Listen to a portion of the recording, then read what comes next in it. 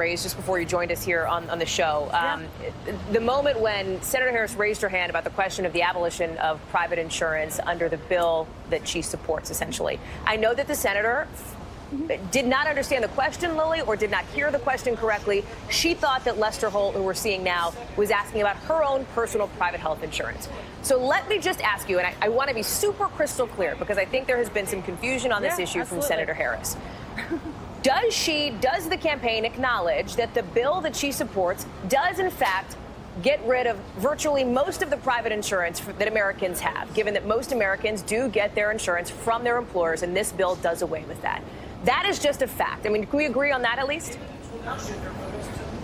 No, I think we can agree that we're putting, you're right, everyone in the Medicare program, which would then to negotiate with drug companies and bring down the cost for everyone. Right now, people are paying out-of-pocket costs, deductibles, premiums, but what she has always been clear of, and frankly, it's in the bill text, it's not a surprise, is that supplemental private insurance, if there are things that are not covered under Medicare for all, so let me stop you there, though, because most of it is covered under Medicare for all. And she would not support.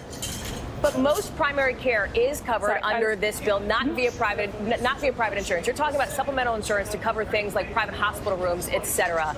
It is a very small percentage of what would end up needing to be covered.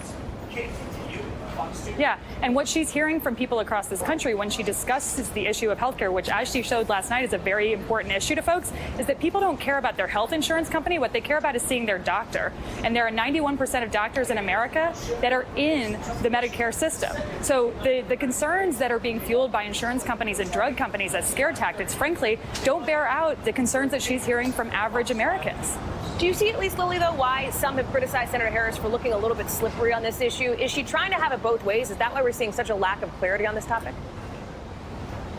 No, I don't think so at all. She's been very clear. She co-sponsored the Medicare for All bill back in 2017 when it was introduced. She was very clear. She put her name on the bill. There's details in the bill. And so I think what she wants people to know is that if they need something that is not covered in the system, they, of course, will be able to get that. That's no question. And she wouldn't support a bill that didn't have that.